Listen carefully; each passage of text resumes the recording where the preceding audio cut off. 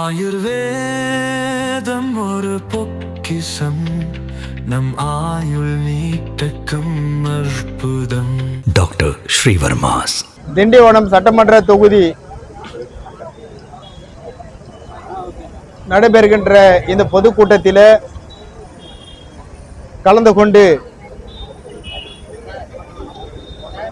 சட்டமன்றத்தில் நாம் என்னவெல்லாம் இந்த பட்டியலின மக்களுக்கு ஆதரவாக பேசியிருக்கின்றோம் என்பதையும் இந்த பொதுக்கூட்டத்தில் நாம் சொல்லி இருக்கின்றோம்.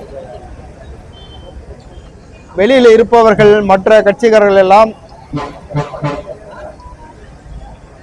ரிசர்வ் தொகுதி மூலமாக தேர்ந்தெடுக்கப்பட்டு போகின்ற இந்த சட்டமன்ற உறுப்பினர்கள் என்ன செய்கிறார்கள் என்று பத்தம் பொதுவாக சொல்லுவதற்கு கண்டித்து நாங்கள் சட்டமன்றத்தில் என்னவெல்லாம் பேசியிருக்கிறோம் என்பதை இங்கே விளக்கமாக சொல்வதற்கு இந்த திண்டிவனம் நகரத்தில் இந்த பொதுக்கூட்டம் நடைபெற்றிருக்கிறது. இதில் மாநில கட்சியினுடைய பொறுப்பாளர்கள் 2 பேரும், இந்த பகுதியில் இருக்கின்ற கட்சிக்காரர்கள் 2 பேரும் இங்கே பேசியிருக்கிறார்கள். குறிப்பாக இந்த அரசு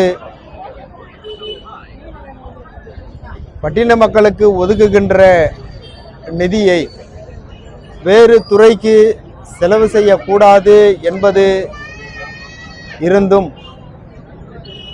மற்ற துறைகளுக்கு மடைமாற்றுவது எந்த விதத்தில் நியாயம் என்று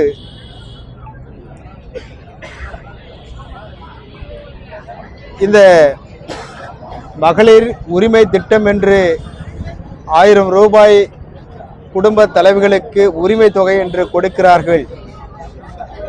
அதில் இந்த பட்டியலின மக்களுக்கு ஒதுக்கப்பட்ட நிதியிலிருந்து தான் ஒவ்வொரு ஆண்டும் நிதியை எடுக்கிறார்கள். அதே போல பொது விநியோக திட்டம், அந்த துறைக்கும் இந்த நிதியை எடுக்கிறார்கள். 2022 பெண்கள் உரிமை தொகைக்கு 1540 கோடியும், பொது விநியோக திட்டத்திற்கு 2310 கோடியும் எடுத்திருக்கிறார்கள். ஆனால் ஒட்டுமொத்த நிதியும் அந்த உரிமை தொகைக்கு 6500 கோடி தான். ஆனால் இந்த பட்டியலின மக்களுக்கு ஒதுக்கப்பட்ட நிதியே கிட்டத்தட்ட 4000 கோடியை எடுத்திருக்கிறார்கள். இப்படி இந்த மக்களுக்கு ஒதுக்கப்பட்ட நிதியை மனமாற்றம் செய்து மற்ற துறைகளுக்கு செலவிடுவது எந்த விதத்தில் நியாயம் என்றுதான் நாங்கள் சட்டமன்றத்தில் கேள்வி எழுப்பியிருக்கிறோம்.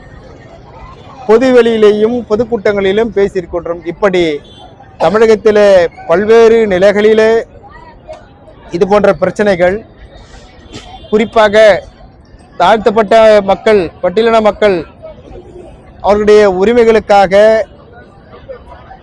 எங்கே போராடினாலும் அவர்கள் மீது கட்டவிழ்த்தப்படுகிறது காவல்துறையினுடைய அட்டகாசங்கள், பொய் வழக்குகள். இப்படி இந்த மக்களை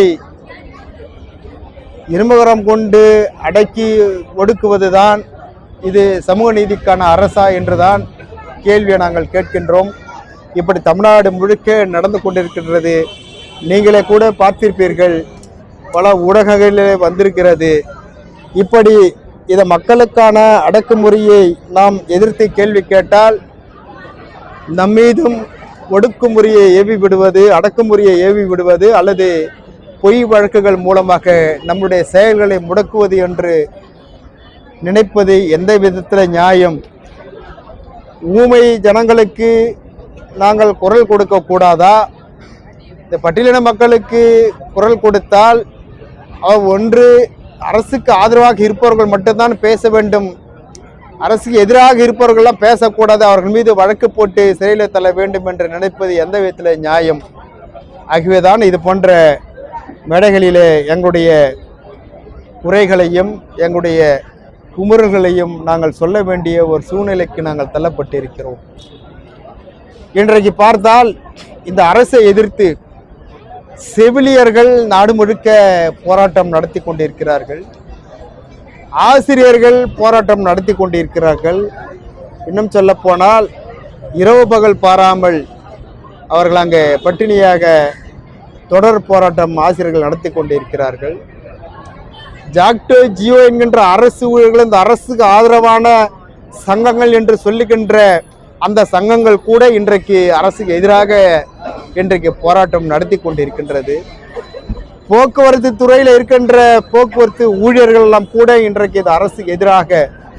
காரணம், போக்குவரத்து ஊழியர்கள் ஓய்வு பெற்ற பிறகும் அவர்களுக்கு கிடைக்க வேண்டிய அந்த பணி பலன்கள் இன்னும் கூட கிடைக்காமல் இருப்பது, இது போன்ற பல்வேறு பிரச்சனைகள் இந்த அரசிலே நடந்து கொண்டிருக்கிறது.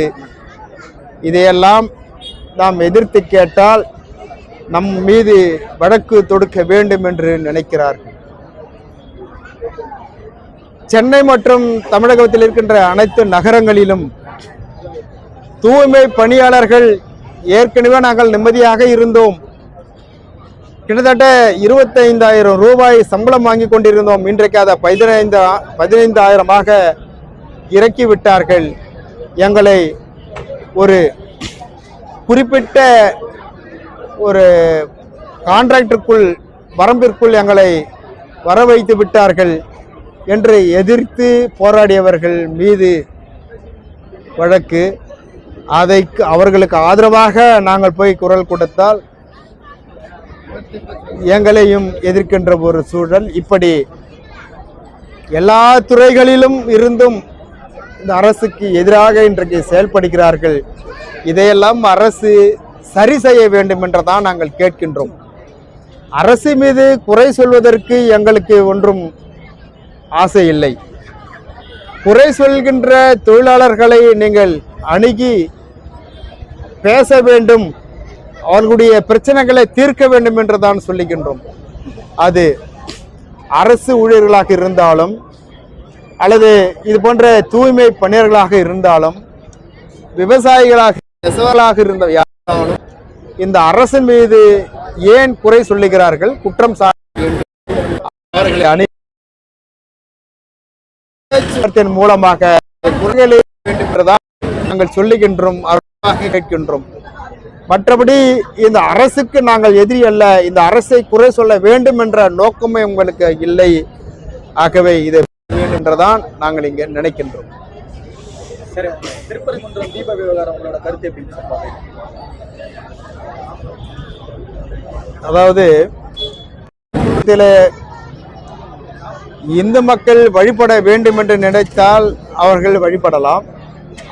அருகிலே இருக்கின்ற இஸ்லாமிய மக்கள் அவர்கள் வழிபடலாம். இரண்டு மதத்தவர்களுக்கும் ஒன்றாக இருக்கின்ற அங்கே அது பள்ளிவாசலாக இருந்தாலும் திருக்கோயிலாக இருந்தாலும் அவர்களுடைய மத பிரகாரம் அவருடைய மத சட்ட பிரகாரம் அவர்களை வழிபடுவதற்கு அரசாக இருந்தாலும் வேறு யாராக இருந்தாலும் ஏன் தடையாக இருக்க வேண்டும் என்றுதான் எங்களுடைய கேள்வி. திமுகவுக்கு எங்களுக்கு மட்டும்தான் போட்டின்னு விஜய் தொடர்ந்து சொல்லிட்டு வராரு. அந்த களத்தில் நாங்கள் இல்லை, அதனால எங்களுக்கு அதை பற்றி. சட்டம் ஒழுங்கு எப்படி இருக்குங்க சார்? அது உங்களுக்கே தெரியும், நீங்கள் போடுற செய்தி வச்சு தான் நாங்கள் பார்க்குறோம், அதனால் உங்களுக்கே தெரியும் என்று. சார், திண்டிவனம் நகரத்தில் பேருந்து முனையம் வருது. இந்த பேருந்து முனையம் புதிய பேருந்து முனையம், இந்த முனையம் வரத்துக்கு ஒவ்வொரு கட்சிகளும் ஒவ்வொரு தலைவர் பெயர்கள்